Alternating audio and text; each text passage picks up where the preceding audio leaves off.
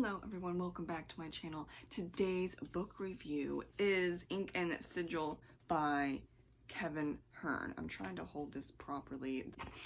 It's not working. I'm just gonna put it right here actually, because the sleeve, I don't like sleeves, but what are you gonna do? The sleeve was acting up. I really enjoyed the Iron Druid Chronicles until the last book. And I was very sad about, honestly, what Kevin did for the last book in that series. So was I slightly hesitant to pick up the new series that's in the same world but follows someone else? Yes, I did. But you know, I have to give it a chance. So here we are.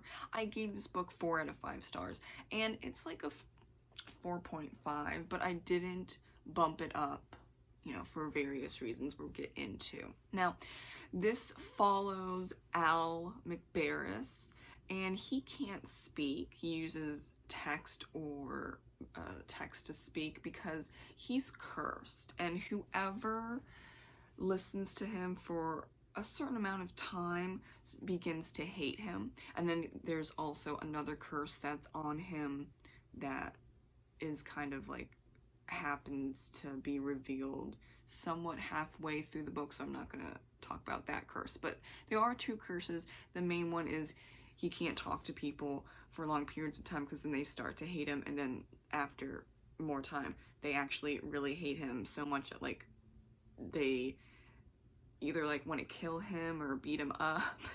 That's actually just a really cool curse. And I'm glad that Al is living in the 21st century so he can still interact with people during this time, because, you know, if you throw back to like 100 years or even maybe like 60 years, he's writing a lot. He's going to be writing a lot, and he'll have carpal tunnel at that point. Like, you can't help it. So he writes up contracts for the Fae and other beings. I was gonna say mythical beings. They're not mythical in this world. So other beings. If there are any contracts that are broken, Al handles it with help or without help. It just kind of depends. And so really the main issue going on is that his assistant Gordy dies, but Al finds out that he's trafficking Fae, and that includes a hobgoblin named Buck Foy. Now, I really think that they're a great pair, and you don't really see a lot of hobgoblins in stories. There's this one review that gives this book 2 stars, and the review is like, this is the book that happens when you give a frat boy a publishing deal or something like that. I don't think Kevin Hearne's a frat boy. I guess the sentiment is because Buck Foy is crude, or, you know, or like the situation is crude or whatever, whatnot. What's so wrong about that?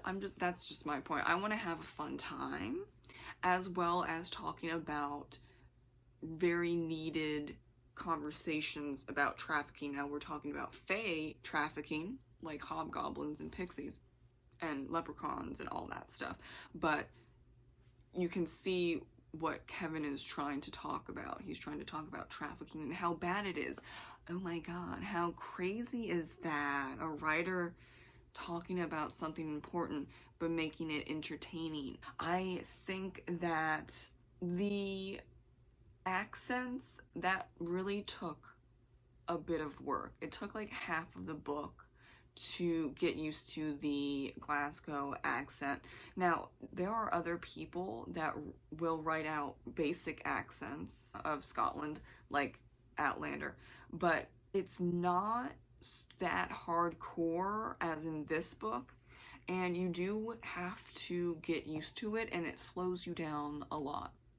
So I'm used to Outlander Scottish accents, so it's sprinkled in. It's obviously consistent, but it's sprinkled in. It's not every word is part of the accent. I think there is a lot of debate about putting in accents or not. I don't know if Kevin needed to do that much of an accent.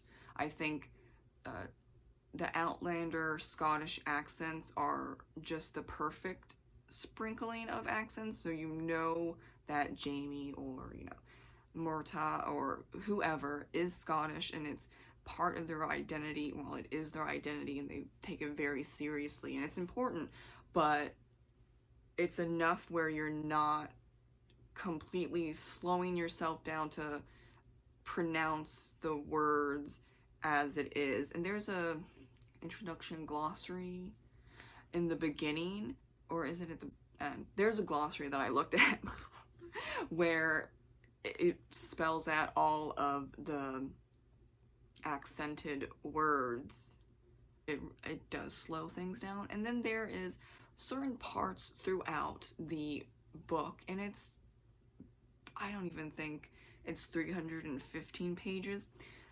It's under 315 pages, but it's a little slow. There are things where it's like, I don't know if you need to explain this so much, but if you took out those particular scenes, or like the flashback where he meets Nadia, for example, then it's gonna be under 300 pages.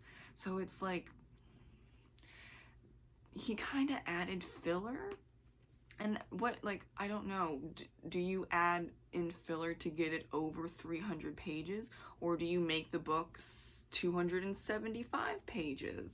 I guess maybe that's really up to the publisher, editor, agent, writer. Maybe like at the end of it, they are thinking, well, we need a book 300 more pages, and he's like, well, okay, I guess I'll add the flashback of Nadia and Al and them, you know, going to an illegal fighting ring and her kicking ass, because that's a pretty good, I think that's like 15 or 20 pages. It felt like filler to me. It was entertaining-ish, kind of, sort of, but that felt more like filler, because if you didn't put that in, it's under 300 pages, and I guess we don't want that. I think at the end, when Al and his employees have to take down certain people, it's interesting that he didn't get help from any of the Tuatha Dé Danann or any Fae, or like no one. It's just him and two other people. And that was also kind of drawn out a lot.